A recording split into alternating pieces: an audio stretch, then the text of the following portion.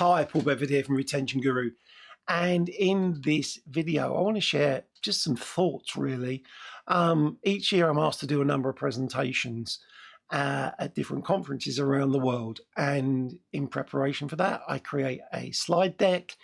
And in that slide deck creation, quite often there are a number of slides that never actually make the final presentation, either because I don't have long enough or because the content doesn't fit the narrative of the presentation well enough.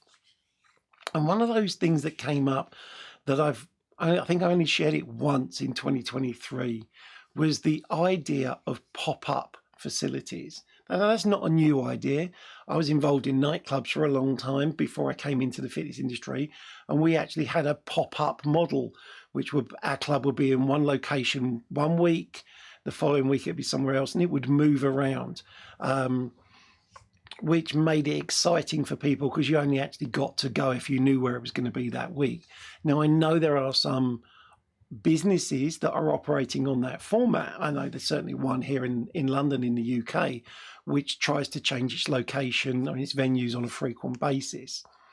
However, one of the things I've seen a growing trend towards is non-fitness businesses having fitness facilities within their location, trying to build out the experience that they're offering to their customers.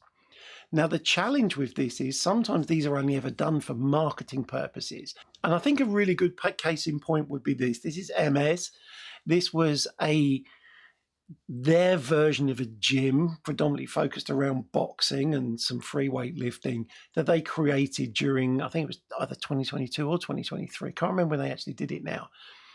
But the design features of this facility were just amazing.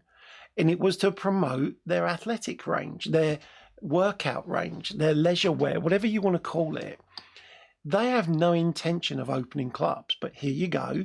They're opening a gym to show off their products. Other people who've done something similar, H&M did something similar to that. This is H&M's facility that they put in, or their studio they put in one of their stores. You know, predominantly around Group X, and from that, you know, you sort of seeing it's going to be Pilates or yoga based, but they're putting studios in. Other products like Aloe are in there, putting a group exercise environment within their stores. And this is becoming more and more frequent. We've seen Nike offer the running club. We've seen Lululemon offering in-store yoga. Here in London, Gymshark have a gym within their retail space on Regent Street.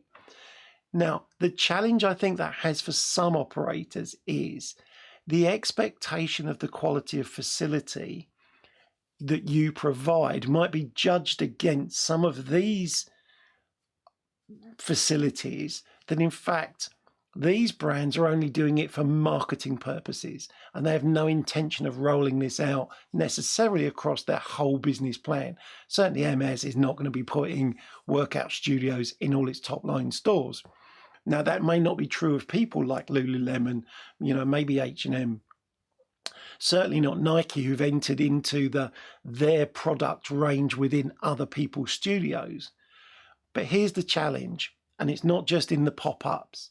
Sometimes what people see online isn't what you can offer, and their expectations are raised by the images they see online. And then they walk into your yoga studio, they walk into your spinning studio, they walk into your club, and the design aspects of your club do not match what their expectations were.